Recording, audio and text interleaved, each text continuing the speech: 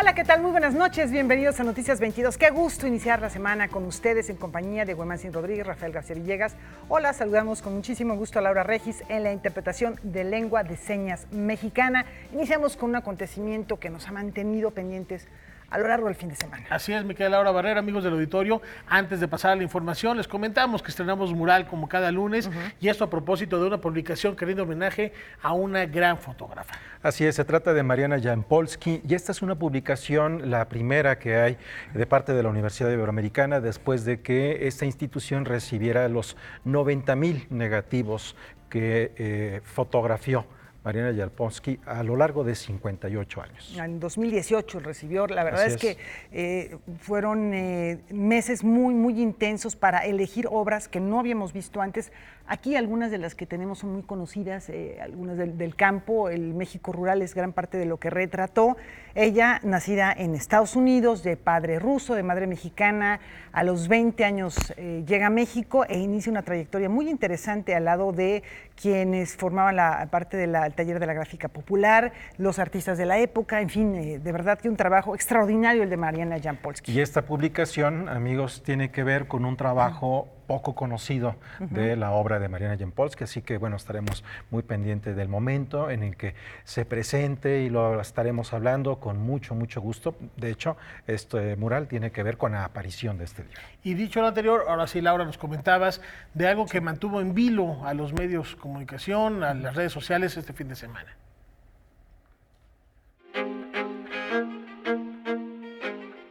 Este fin de semana, la primera actividad de la Caminata por la Verdad, Justicia y Paz al llegar a la Ciudad de México fue un acto cultural en las rejas del bosque de Chapultepec. Poetas, músicos y actores, entre otros artistas, se reunieron con las familias y colectivos civiles que iniciaron la caminata procedente de Cuernavaca, Morelos. La razón: despertar la conciencia a través del arte para llevar un mensaje de paz a partir de la transformación profunda del sistema de justicia. Los poetas son los custodios del sentido, ancestralmente, la voz de la tribu, así se les ha definido. Es tiempo de preservar el sentido en medio de la malversación del sentido, de la univocidad del sentido, de la fracturación del sentido por el crimen, por las franjas de ocultamiento de la realidad. Y las víctimas hemos decidido acompañarnos con los custodios del sentido. Es el mensaje también de que el sentido no es unívoco, el sentido no puede malversarse, y es un llamado a la escucha profunda que acompaña una propuesta profunda para enfrentar realmente y trazar una ruta de paz y de justicia correcta. No podemos quedar adormecidos por la inercia de los hechos, de los acontecimientos o de los discursos que tienden a embrutecernos, que tienden a hacernos entrar en un estado letárgico. ¿Sí? El arte es lo contrario de ese letargo, de ese embrutecimiento, de ese adormecimiento. ¿Sí? Es una situación vigilante, de vigilia, ¿sí? De ojos abiertos, de oídos bien dispuestos a escuchar, de inteligencia dispuesta a analizar, a examinar lo que pasa, a discernir lo que está bien de lo que está mal. El dolor, el horror es innombrable, y a veces solo la cultura, la música, la poesía, el teatro, los documentales pueden nombrar ese horror, y hay que nombrarlo para que se conozca. Estamos hablando de una tragedia, ¿no? Y hay mucho dolor de los familiares, entonces pues la poesía es un vehículo para reflexionar, para abrazarnos, para ayudarnos a canalizar toda esta tristeza, poderla compartir. Fueron más de 6 horas de música y lírica, además de desoladoras historias de violencia. A la tragedia de las familias se añade un rechazo social, una invisibilización. Entonces hoy también es el momento para que ellos tengan voz y para que la gente a la que invitamos a que venga pueda escuchar lo que no se escucha en los medios, ¿no? Nosotros estamos aquí para tocar conciencias y tocar corazones, y estamos aquí para decir, oye, el miedo no está en los sicarios, el miedo no está en los políticos ni en las leyes, el miedo lo tenemos adentro nosotros, y marchando juntos es como nos lo vamos a quitar. Noticias 22, Omar Vera. Hay más más información sobre este recorrido. Poco antes de las 9 de la mañana, mientras unos corrían o andaban en bicicleta, como es tradicional los domingos, un grupo de personas se fue reuniendo en la Estela de Luz para participar en la caminata por la verdad, la justicia y la paz. Mientras unos vendían banderas, tamales y hasta pilas portátiles para celulares, otros se daban a la tarea de recordar el motivo de la movilización. Esto es una caminata que se organizó desde el jueves, desde Cuernavaca, para llevar una serie de propuestas al presidente López Obrador, una serie de propuestas elaboradas por colectivos, por expertos, que lo que propone es una serie de mecanismos extraordinarios para atender esta tragedia y esta crisis de violencia que estamos padeciendo. Yo no he visto acciones todavía que me hablen de qué está haciendo el gobierno para eliminar la colusión que hay entre el crimen organizado y los ministerios públicos, la parálisis de muchas fiscalías estatales, la general. Yo no veo ese tipo de acciones, ¿no? Entonces, lo que se está proponiendo aquí es una transformación profunda. Encabezados por padres y familiares que han vivido la violencia, el contingente comenzó a caminar por Paseo de la Reforma. La primera parada fue frente a las oficinas del IMSS, en donde está el monumento a los niños muertos en la guardería ABC. Al llegar al Senado de la República, una comisión entregó a los legisladores la propuesta de justicia transicional. Estas paradas eran aprovechadas por algunos para expresar su sentir. Mi hijo y en marzo cumple un año de muerto. Estuvo desaparecido y me lo golpearon y me lo quemaron vivo. Y él no me ha hecho caso. Aquí traigo una carta que menciona el artículo 8 constitucional, el derecho de petición, y no me ha hecho caso López Obrador. Porque tiene su hijo, él, y yo no tengo el mío. Por eso estoy aquí. Mi hija de 19 años, fue 4 meses de embarazo, que desaparece el 25 de agosto del 2015. Es lo que nos trae por acá. El novio de ella, que confiesa haberla matado y todo, no dice dónde se encuentra y todo, y nos encontramos en una situación, pues ahorita en juzgados y todo, donde pues puede quedar en libertad este tipo, aunque los jueces allá de Puebla, la verdad, se han puesto muy bien las pilas del Tribunal Superior de Justicia de Puebla, y le dieron una sentencia de 16 años, 6 meses, pero al no haber cuerpo, eso es lo que nos tiene tambaleando. Podría resultar libre. Sí, tiene una confesión de que la mata a él y al bebé, y los tiene en un contenedor de basura. Las siguientes paradas fueron en el cruce de Reforma y Juárez, en donde recordaron a los 43 normalistas de Ayotzinapa. En el hemiciclo a Juárez, un grupo de 30 familiares de desaparecidos de Jalisco se unió a la caminata. El contingente llegó casi a la 1 de la tarde al Zócalo, en donde un grupo de personas los recibió con gritos que descalificaban su movimiento. Pasado este momento, el primero en tomar la palabra fue Adrián Levarón. Llevamos casi 15 años en guerra y no hemos aprendido a reconciliarnos todavía. ¿Qué nos pasa? Creo que por ese caminito debemos comenzar y reconocernos sin prejuicios, dejando el miedo de lado.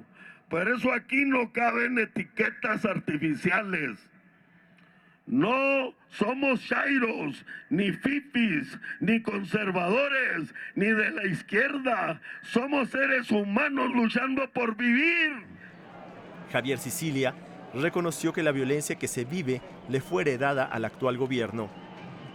Sin verdad, presidente, volvemos a repetirlo, no habrá justicia, ni reconciliación, ni amnistía, ni paz, ni transformación. Lo único que habrá es más infierno. Tú nos pides más tiempo para buscar la seguridad, pero no hablas de verdad ni de justicia. Después de la masacre de la familia Levarón, que volvió a poner ante la conciencia pública la dimensión del horror y la tragedia del país, ya solo hay tiempo para encararla con una política de Estado que, errada en las redes de complicidad enquistadas en el Estado, se base en mecanismos extraordinarios de verdad y justicia.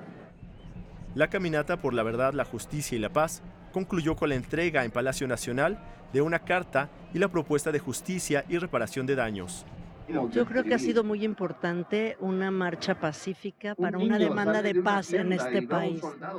Una marcha donde hay mucho dolor, donde en todos los contingentes hay decenas de historias de pérdida, de dolor, de violencia. Entonces una manifestación de estar juntos. Es un llamado a la sociedad de unirse en esto. Noticias 22, Alberto Aranda. Tenemos más asuntos, más información después de una pausa.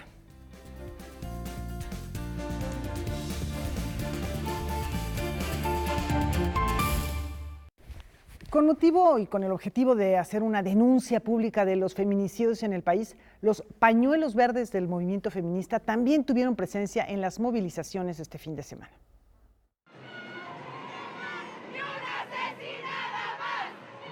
Ni una asesinada más. Esa fue la frase que resonó este fin de semana en la avenida Juárez del centro histórico de la capital mexicana. Con ollas de peltre, pañuelos verdes, tambores y carteles, un grupo de mujeres se reunió para realizar la marcha Todas a las Calles, en protesta por el asesinato de las activistas Yunuen López Sánchez en Morelia, Michoacán, e Isabel Cabanillas en Ciudad Juárez, Chihuahua. La cita fue a las 4 de la tarde en el Antimonumenta frente al Palacio de Bellas Artes. Y aunque la ruta no estaba definida y la dinámica de la marcha tampoco, las mujeres que acudieron a este llamado de los colectivos feministas no fueron 100 ni fue una. Fueron aquellas que quisieron alzar la voz y ser escuchadas. Aquellas a las que les quitaron tanto que perdieron el miedo. 10 mujeres al día son víctimas de feminicidio. Por eso estamos aquí, por Isabel y Yunuen, por las que no están, por las invisibles. ¿Por quién vamos a estar mañana? No existe la justicia para nosotras. Necesitamos que la sociedad entienda que esto lo estamos haciendo por todas las mujeres de este país. Niñas desde 0 años hasta mujeres de la tercera edad. Que puedan salir a la calle sin miedo, porque la realidad es un tema, es de género. Antes de iniciar su recorrido, integrantes de los colectivos Ni Una Menos México, Me Too, Crianza Feminista, Boca Negra, Amor No Es Violencia y Mujeres Organizadas del Estado de México leyeron sus posturas y pliegos petitorios, algunas con los rostros cubiertos para evitar ser acosadas. Vivimos en la entidad más peligrosa para ser mujer, con alertas de género que no sirven. Gobernador, solo queremos recordarle que los feminicidios son crímenes de Estado y nuestra sangre está en sus manos. Desde este espacio público defendemos el derecho de nuestras compañeras a denunciar públicamente a sus agresores y a las instancias correspondientes desde el anonimato. Hubiera deseado nunca estar aquí, pero aquí estoy y vengo a hablar de mi hija Fátima, quien en febrero del 2015 tenía tan solo 12 años, era una niña con sueños y 3 sujetos la interceptaron y consideraron que tenían derecho a arrebatarle la vida de la forma más cruel posible. Las niñas son un eslabón perdido y olvidado de la sociedad, de la política. Después de algunos altercados con elementos de la Secretaría de Seguridad Ciudadana, la marcha avanzó por Avenida Juárez con dirección al Senado de la República. Su escudo fue la bandera nacional con la leyenda México Feminicida. Su uniforme, el coraje, la pintura rosa y el aerosol. Y su himno, los cantos en contra del machismo, del patriarcado, de las balas disparadas y de las mujeres silenciadas. Soy madre de Diana Velázquez Florencio. Ella fue asesinada en el 2017, el 2 de julio, en el municipio de Chimalhuacán. Hasta el momento su feminicidio está impune. Y estoy aquí porque hay que salir a las calles a exigir justicia, ¿no? Nos están matando. Es nuestro llamado, es nuestro grito de dolor y rabia, de sed de justicia. Nos están matando, pero a nadie le importa. Una marcha que también recordó que las mujeres asesinadas no deben morir en la memoria de la sociedad, ni sus crímenes quedar en el olvido. Noticias 22, Karen Rivera.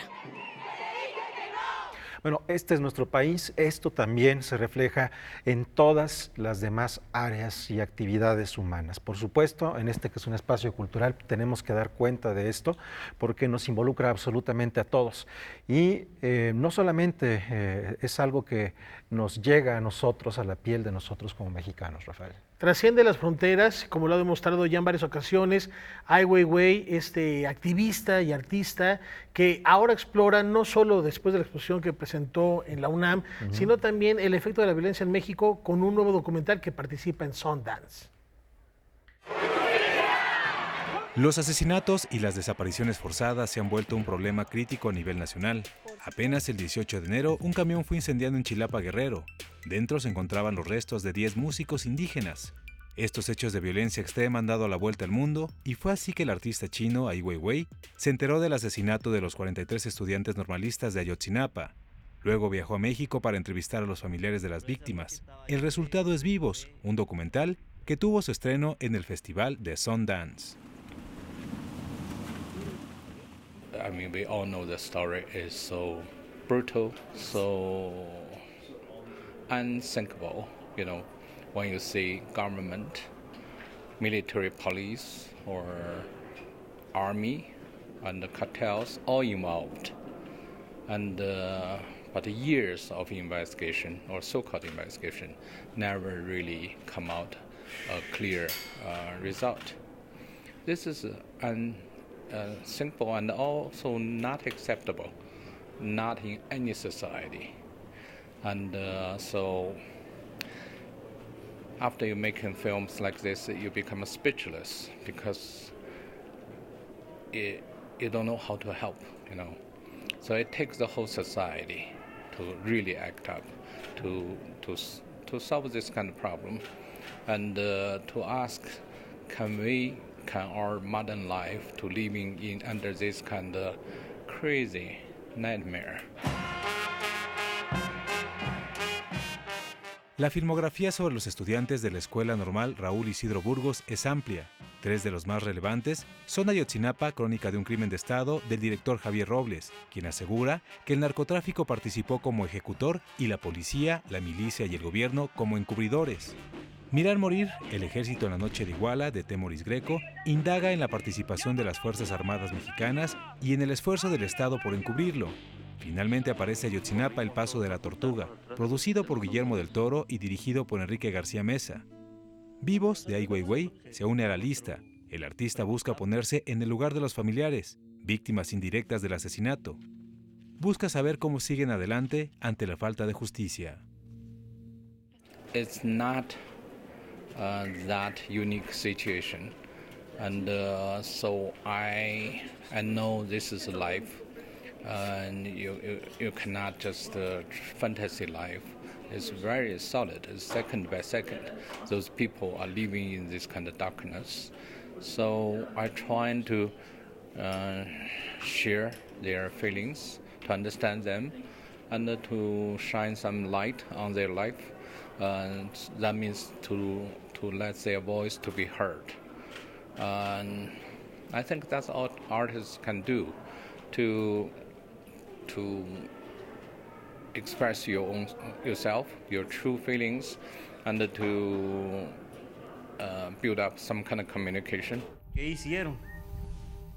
Casi 6 años después, este documental busca reavivar las voces de justicia y esclarecimiento del crimen, uno de los más de 40,000 casos de desaparición forzada registrados hasta principios de 2019. Según María Luisa Aguilar, productora y consultora del Centro de Derechos Humanos Miguel Agustín Pro Juárez, la cifra podría haber aumentado hasta 60,000. But to come out from China, to go to Mexico, or go to Brazil, or go to Middle East, or even in many cases in Europe or in the United States, you find out justice is not something you can take for granted. Take a great fight, and that fight will always exist because this simply will not have any justice if there's no fight. Si todo sale como se espera, Vivos tendrá su estreno en México en el próximo mes de marzo. Con imágenes de Cristal Sotomayor e información de Ana Laura Pérez Flores, Noticias 22. Y bueno, seguimos hablando de situaciones que jamás debieron haber ocurrido. Hoy lunes se cumplen 75 años de la liberación del campo de concentración y exterminio de Auschwitz. Ahí se reunieron líderes internacionales para llevar a cabo, celebrar un acto de conmemoración en torno a las víctimas, y uno de los primeros homenajes que se abrió fue una exposición. Esto fue en Essen, Alemania, en torno a los sobrevivientes del Holocausto. Vamos a conectarnos con nuestra compañera del canal aliado DW Deutsche Welle, María Luz Moraleda. María Luz, qué gusto estar contigo. Platícanos en torno a esta exposición en la que se reúnen los rostros de sobrevivientes que estamos viendo. Hola, ¿qué tal? Mucho gusto saludarles de nuevo. La exposición Sobrevivientes, las caras de la vida tras el Holocausto, nos muestra una serie de 75 retratos realizados 75 años después a quienes pudieron escapar con vida del horror de los campos de concentración nazis. Para sacar estas imágenes, el fotógrafo Martin Schöller, conocido por sus retratos en primerísimos planos sobre estrellas de Hollywood y políticos, viajó hasta Jerusalén para fotografiar durante 10 días a los sobrevivientes en el memorial del Holocausto Yad Vashem. Schöller cuenta que quedó profundamente impresionado por los encuentros con estos sobrevivientes. Según él, este ha sido su trabajo más emotivo y a la vez, cuando más tiempo pasa, opina que más adulterada está la información que obtenemos y más vaga es la forma de hablar sobre lo ocurrido allí. Por lo que se tomó como una gran responsabilidad personal retratar a los propios protagonistas del Holocausto. ¿Cómo experimentaron los sobrevivientes su participación en este proyecto, María Luz? En general, con mucho orgullo y con ganas de que se recuerde lo vivido. El auténtico protagonista de la ceremonia de inauguración fue uno de los sobrevivientes, Naftali Fürst, de 87 años. Fürst pasó por 4 campos de concentración y fue liberado del de Buchenwald, al este de Alemania, cuando tenía 12 años. Ese momento fue retratado por un soldado estadounidense mientras él yacía en una cama, hacinado junto a otros sobrevivientes con mirada de niño escuálido que no entiende lo que está pasando. Esa fotografía la lleva siempre consigo. 75 años después, Martin Schöller lo quiso retratar y él dijo que sintió como que el círculo se había cerrado porque pasaron décadas sin que este sobreviviente se sintiera capaz de contar los abusos vividos como les ha ocurrido a tantos otros. Naftali Fürst compara a los que pudieron vivir para contarlo como pedazos de carbón que no se quemaron completamente de las llamas del terror, y así lo cuenta en su libro. Otra sobreviviente, Eva Fahidi, contó que siente que su generación y sobre todo los sobrevivientes perciben más claramente los peligros del antisemitismo que otras, y recordó que se empieza insultando a una comunidad, en este caso a los judíos, y se acaba en el crematorio. María Luz, la canciller alemana Angela Merkel inauguró la muestra. ¿Cuál fue su valoración sobre la misma? Cuéntanos. La canciller expresó ahí la profunda vergüenza que siente ante unos crímenes que superan nuestra capacidad humana de entendimiento. También dijo que cada uno de estos retratos es una advertencia a defender la humanidad y a no permanecer en silencio. Para Merkel, cada ataque antisemita y cada amenaza ultraderechista es un ataque contra los valores fundamentales de la sociedad alemana. Recordemos que actualmente en este país cada día se viven entre 4 y 5 ataques antisemitas, según las últimas cifras del Ministerio del Interior. Esta exposición se podrá ver en el Zollverein de la ciudad alemana de Essen, Patrimonio Mundial de la UNESCO, hasta el próximo 26 de abril. Después se mostrará en varias ciudades de todo el mundo. Recordemos, las próximas paradas serán Toronto y Maastricht. Además, estos rostros contra el olvido rotarán durante 10 años por diferentes museos del mundo. Y con esta información del canal internacional Deutsche Welle me despido con muchísimo gusto de ustedes por una temporada para dedicarme a la maternidad. Muchas gracias por su compañía y hasta pronto. Gracias, María Luz. Feliz alumbramiento, feliz maternidad y te esperamos muy pronto por acá. Muy buenas noches. Bueno, pues ahí está esta información que nos deja realmente con un impacto visual por las imágenes bárbaro.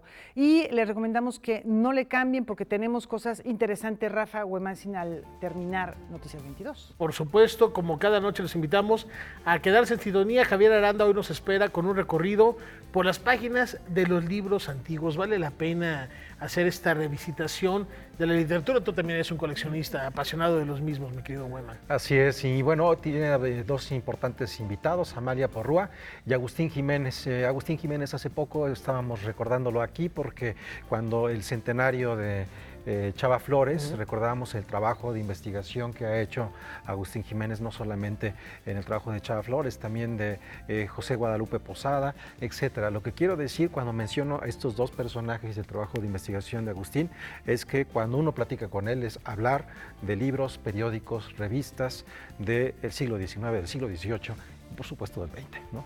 Hablar de memoria. Terminando, Noticias 22, no se pierdan Debate 22. Volvemos.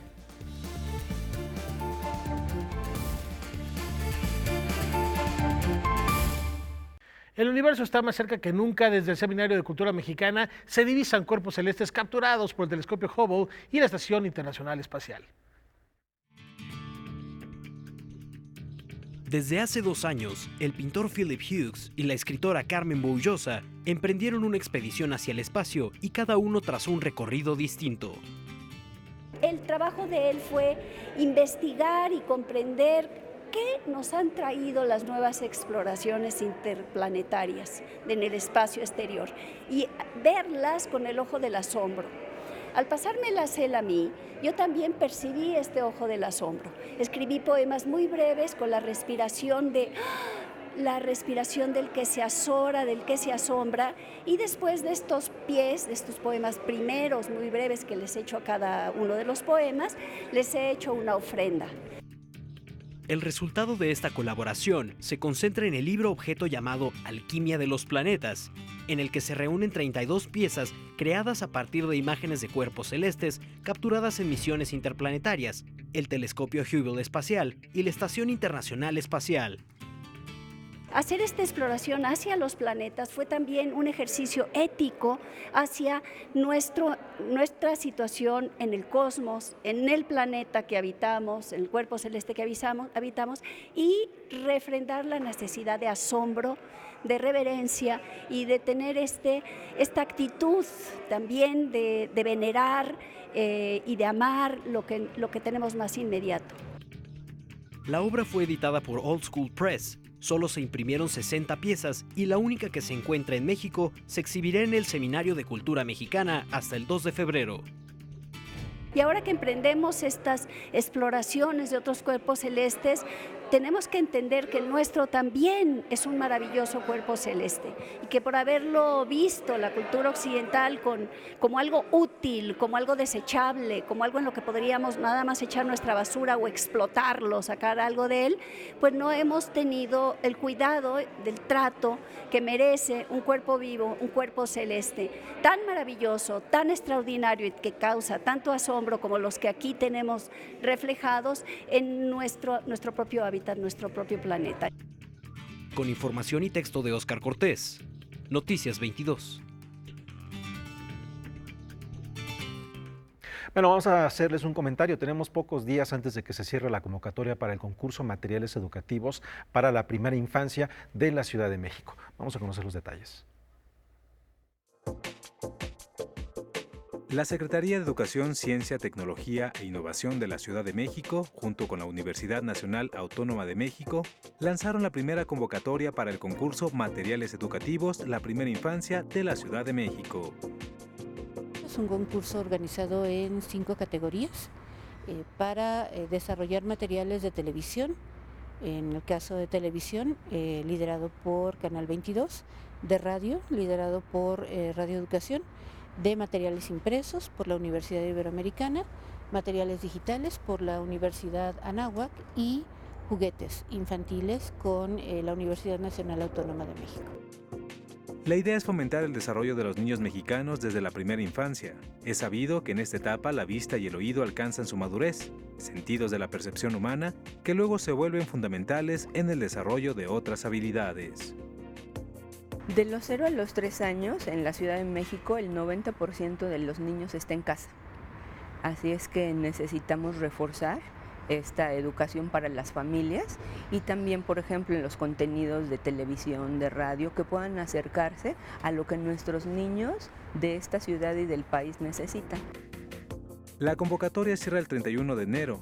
A diferencia de otros concursos, aquí los creadores no pierden los derechos de autor sobre su obra o invención. Noticias 22, Julio López. Algunos lo consideran un movimiento artístico, otros contracultura, pero ¿qué hay detrás de Low Brown? Vamos a descubrirlo.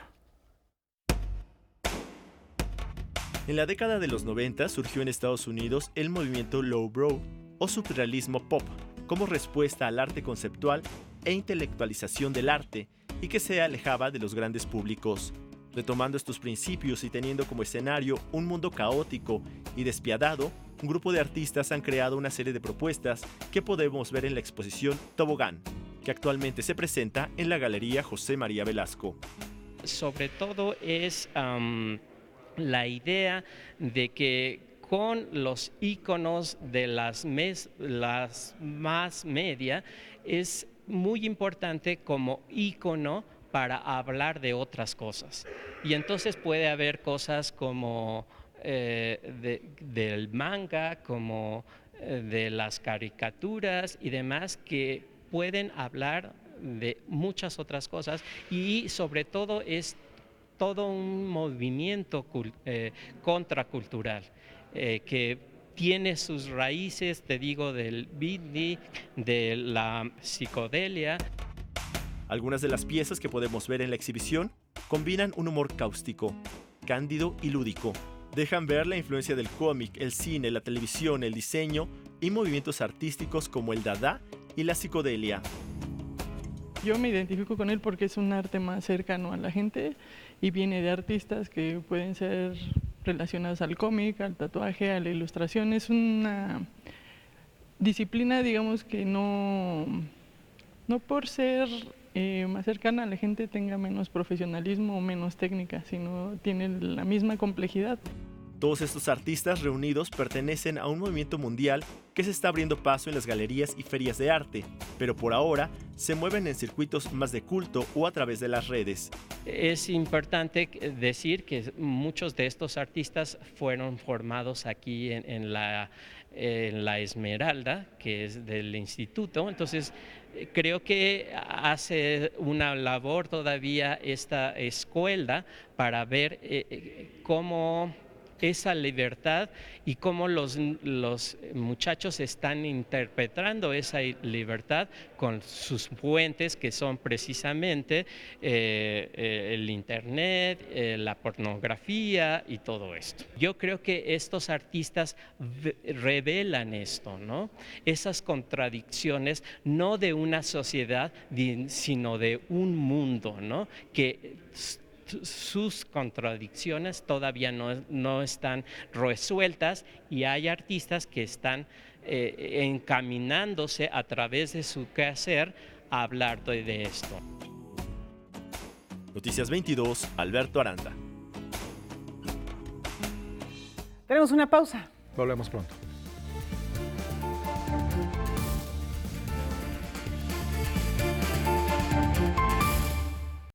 Es lunes de reporteros, Rafa. César Hoyos Meléndez nos habla del arte y libertad.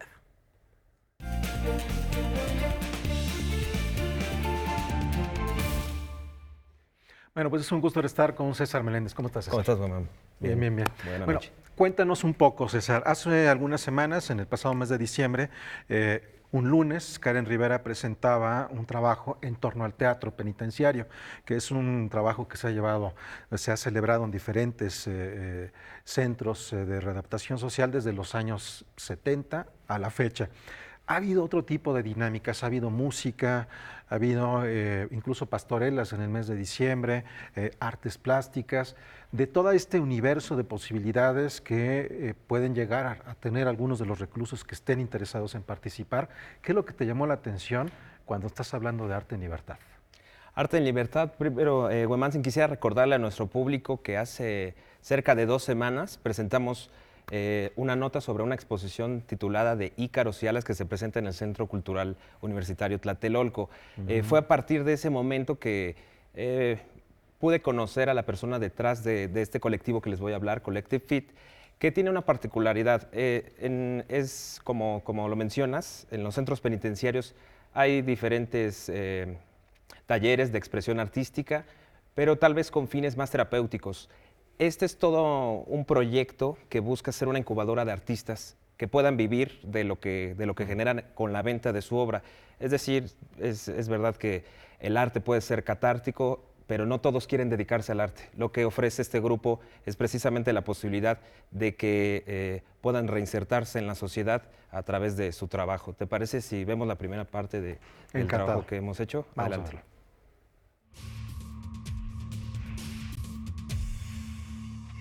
Tanto estar preso como estar libre, el arte es una fuga de la realidad. Para mí el arte es la forma de expresar lo que siento, lo que veo, lo que quiero decir, por lo que quiero luchar. Para mí eso es el arte, una forma de expresión totalmente libertad. La libertad es arte. En 2017, la fotógrafa y artista plástica Lulú Sánchez Puig presentó a la Subsecretaría de Sistema Penitenciario un proyecto para desarrollar un taller de expresión artística al interior del reclusorio preventivo Varonil Norte, detonado a partir de una interrogante: ¿qué es la libertad? Fue así como en marzo de ese año nació Collective Fit, una incubadora de artistas que busca ofrecer una alternativa profesional a las personas que se encuentran privadas de su libertad. Collective Fit es un grupo que se hizo en la cárcel pictóricamente y que nos hemos convertido en artistas, y pues vamos a sacar nuestros límites máximos, ¿no?, en la pintura, todos, tanto los que están encerrados como nosotros. Los fundamentos de Collective Fit están basados en la intuición, que lo que íbamos a hacer era desarrollar la intuición a partir del arte, y en la intervención, que lo que íbamos a hacer era intervenir obra para que ellos pudieran después intervenir su propia realidad. ¿Cuáles eran las reglas de trabajo? Uno, que de veras tuvieran interés en el arte como profesión, es decir, que por lo menos estuvieran comprometidos a pintar todos los días. Lo segundo es que estuvieran libres de drogas, y los que tuvieran un problema de adicción los podíamos ayudar. Y entrando, hay una clínica de rehabilitación adentro del reclusorio, entonces podíamos hacer algo para ayudarles. Y el tercero es que estuvieran estudiando o que se inscribieran en la escuela. Desde sus comienzos, hace casi 3 años, Collective Fit está conformado por 16 artistas en reclusión, cuyas edades oscilan entre los 20 y 30 años. Hoy 4 de ellos han alcanzado la libertad que el arte les permitió conocer en el plano de la creatividad cuando aún vivían en el encierro. La historia de Alejandro Sandria y Moisés Bucio merece una mención aparte. Llegando a la cárcel me encuentro con mi compañero Alejandro. Él y yo nos conocíamos desde los 8 años, nada más que nos separamos muchísimos años. Después de casi 20 años nos volvimos a encontrar dentro de la cárcel, pero él ya era un artista porque ya pintaba, ya trabajaba de eso. Entonces ahora ya no le invité a ir a romper las ventanas de los vecinos o a brincarnos por la pelota, ¿no? Entonces ahora le invité, vente, vamos a trabajar, a pintar, a reivindicarlo, ¿no? Es otra forma de pensar. Desde que tú entras a la cárcel y pierdes la libertad, empiezas a pensar en tus errores, en qué camino estuviste, a qué camino ya quieres dirigirte.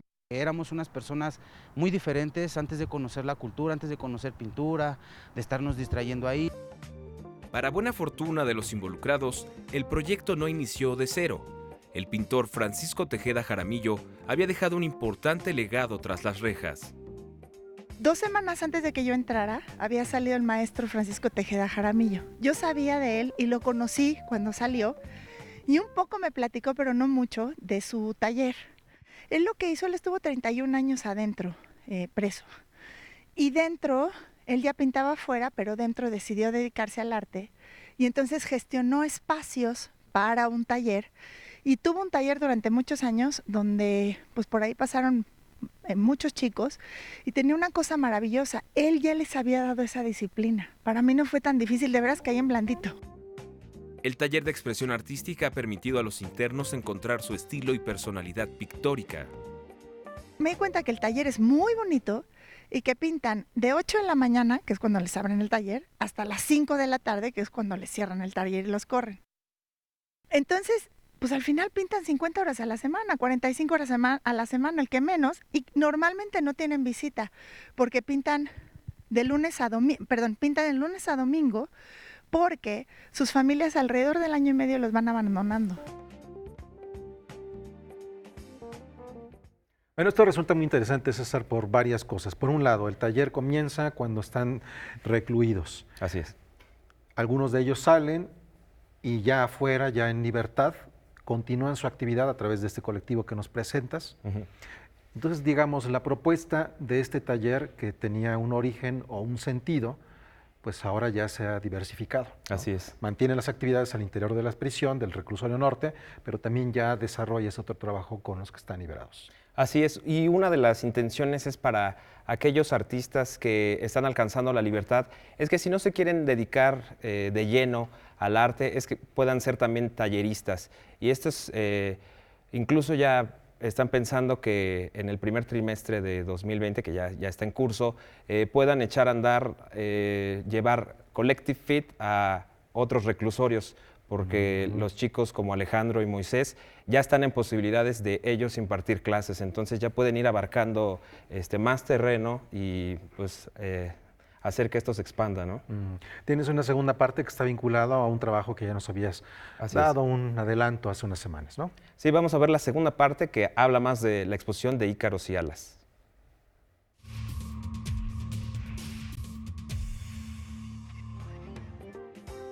Actualmente la obra que han producido los miembros de Collective Fit se expone en el Centro Cultural Universitario Tlatelolco bajo el título de Ícaros y Alas, Libertad desde la cárcel. Esta muestra presenta al público la serie Libertad, de fotografía intervenida, en la que cada artista desarrolla su trazo expresivo sobre su propio autorretrato. Están en la cárcel, están en una situación difícil, es muy triste. Sobre todo cuando uno entra como visitante, las primeras veces es muy duro y muy triste, ¿no? Entonces yo me esperaba que empezaran a salir colores oscuros, que el negro se nos acabara, ¿no? Que los grises fueran menos. Y cuando empecé a ver, porque en un mismo lienzo empezamos a trabajar en colectividad, eran colores vivísimos, rojos, naranjas, con una intensidad que dije, ¡guau! O sea, esta sí no me la esperaba. Todo es beige, todo es negro, entonces nosotros poníamos los colores. Si nos queríamos ir a una playa, pues tal vez la pintábamos, o al desierto, no sé, pero nos fugábamos. Cuando llegaba la maestra, llegaba con aparatitos, cámaras, fotos, y pues nos parecíamos artistas. Pintando me puedo ir a París, me puedo ir a China, me puedo ir a donde yo quiera. Y pues es lo que más, o sea, si no estoy haciendo otra cosa, estoy pintando. Entonces ese es mi día a día. Yo voy 8 horas a la semana y de esas 8 como 7 nos dedicamos a estudiar. Yo entro con un pequeño iPad o una laptop y lo que hacemos es, hazte cuenta, toda una clase hablamos de Basquiat. Entonces de la historia, de quién es Basquiat, yo me preparo la clase, llevo un montón de obras y así vamos viendo distintos autores, sobre todo contemporáneos. Entonces la idea es que ellos se les va educando el ojo a ver otra cosa para buscar otras técnicas y otra forma de expresarse en realidad. Escribo por nombres y solamente me dejo llevar por mi impulso. Empiezo a pensar en cosas pasadas, en mar, en el desierto, en la cárcel, en mi mamá cuando tal vez algún día me regañó, en mi hermana cuando peleamos, y solamente empiezo por inercia, hago una línea con la izquierda y luego con la derecha. O sea, me gusta pintar con las dos manos. Me rompí la mano en la cárcel y tuve que ocupar la mano izquierda para escribir en los cursos, o sea, la tuve que poner en práctica. Observo mucho, observo mi entorno, no pinto no me gustaría pintar un árbol, me gustaría pintar el movimiento del árbol, me gustaría pintar el mar, pero a qué huele el mar, o sea, eso es lo que me gusta pintar. Hacer una obra de Alejandro Sandria, o sea, yo soy esa pintura, yo soy esa sociedad, yo soy México, entonces eso es lo que me gusta pintar, plasmar mi esencia, lo que yo soy. De Ícaros y Alas, Libertad desde la cárcel, es la octava muestra del colectivo, cuyos principios se fortalecen cada día. El arte como motor de cambio, la creación como forma de vida y subsistencia. Cuando empezamos a generar las obras y empezaron a salir, yo me acuerdo, yo salía con las obras en los brazos, que me acompañaban los chicos hasta donde pueden, ¿no? Y de ahí yo me seguía y recorrí un montón de galerías. O sea, sí, claro que sí, fui con las galerías, les enseñaba el trabajo que estábamos haciendo, me decían, pues algunos me decían qué interesante, pero no lo sé, otros de plano me decían, ay, qué lindo, no, como qué linda labor, pero no me hacían caso. Otros me decían, me gusta mucho, tiene mucha calidad, tiene mucha fuerza, pero enséñame más. Y claro, yo llevaba pues 4 o 5 obras, todavía no teníamos mucho más. Todas las obras presentadas en la exposición están disponibles y a la venta a través de la página de Facebook Proyecto Libertad MX.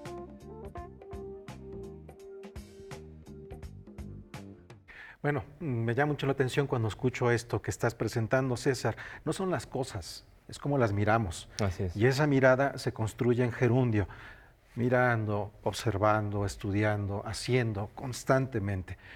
Nos has presentado una parte de este trabajo. ¿Qué más hay? Hasta el momento hemos hablado de lo que se ha hecho. Ahora me gustaría que habláramos de lo que va a suceder. Debido a que Cultura Comunitaria ya le ha dado un gran impulso a este colectivo Collective Fit, ya están trabajando para que próximamente tengan la posibilidad de ofrecer talleres en Los Pinos. Entonces nos decía Lulú Sánchez Puig, es la resignificación del espacio, es decir, un lugar que era como una cúpula del poder. Ahora gente que estuvo recluida mucho tiempo, va a poder ahí manifestar su arte, ayudar a otros, reinsertarse en la sociedad, pero ese proyecto es solo el inicio, va a ser muchísimo más grande, es mucho más ambicioso, por lo menos para 2020, como te mencionaba, ya van a echar a andar este taller ahí en Los Pinos para que la gente pues pueda también acercarse al arte, todos puedan empezar a pintar. ¿Tenemos más de este trabajo que estás presentando? Así es, vamos a la tercera y última parte de este reportaje. Con apoyo de la Dirección General de Vinculación Cultural de la Secretaría de Cultura, Collective Fit está trabajando en lo que pronto será una casa de medio camino dedicada al arte en el Complejo Cultural Los Pinos. La idea es que esta casa en el mediano plazo sea autosostenible porque va a tener 5 líneas de negocio. Si va a haber un comedor para los chicos, pues hay un restaurante o una cafetería abierta al público, ¿no? Por supuesto, si somos artistas, lo que hay es una galería, tanto real como virtual. Entonces, se van ampliando las posibilidades de trabajo, porque quizá uno dice, yo no quiero dedicarme a pintar, pero sí puedo trabajar en el restaurante, o sí puedo ser el que lleve la galería online. Vamos a tener también una tienda de materiales, porque todos los materiales se hacen en el reclusorio. Si tienen oportunidad de ir, adentro se hacen los óleos artesanalmente, desde todo un día, moler los pigmentos con aceite de linaza y etcétera para lograr la pasta del óleo. Igual manera se muelen los pigmentos para lograr la pasta del acrílico, ¿no? Se hacen adentro las imprimaturas, se hacen los bastidores, se preparan las telas. Un taller para niños y adultos, que es lo que vamos a empezar ya, en un espacio que ya nos prestaron y estamos empezando a acondicionar para hacer un taller para niños y adultos, donde los talleristas van a ser los mismos chicos que van saliendo, y considerar la idea también de un teatro para poder incluir a las personas que dentro de la cárcel se están dedicando al teatro, que son muchos además también.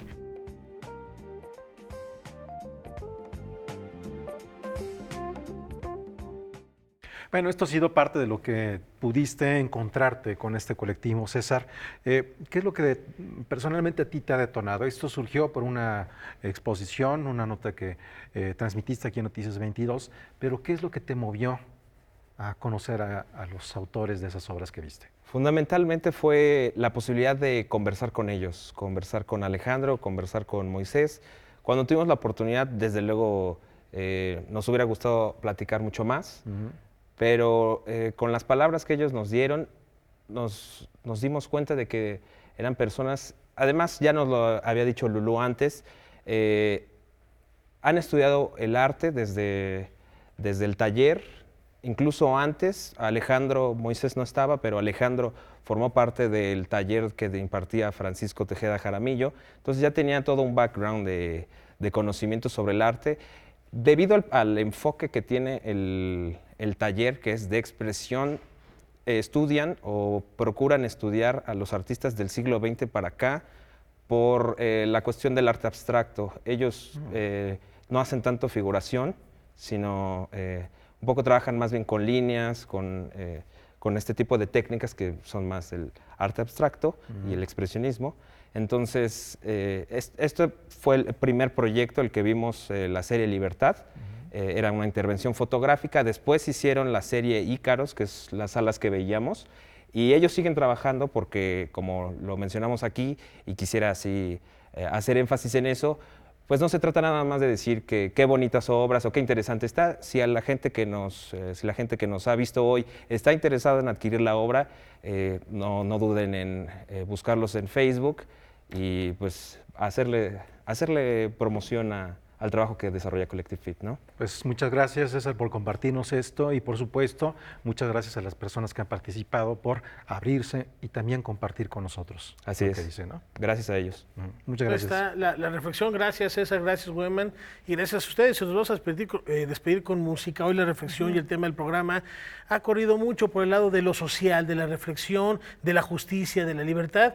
Y esto no es la excepción, recordando uno de los grandes compositores del bel canto italiano. Efectivamente, Rafa, viene muy al caso con lo que hemos visto este aniversario de Giuseppe Verdi y lo que vamos a escuchar justo hablando del holocausto, de Auschwitz, de la violencia, O mia patria si bella e perduta, patria mía tan bella y perdida, del tercer acto, este coro de la ópera Nabucco, va pensiero. El pensamiento que también tiene que ver con la libertad que nos planteaba ahorita César en su reportaje y que es considerado por muchos el segundo himno italiano. Lo comentábamos en 2011, Muti lo utilizó para hacer un reclamo muy importante para que se restituyera el gasto para la cultura y hoy pues nos sumamos al aniversario, son 119 años de la partida de Verdi y así lo recordamos. Muchas gracias. Buenas noches.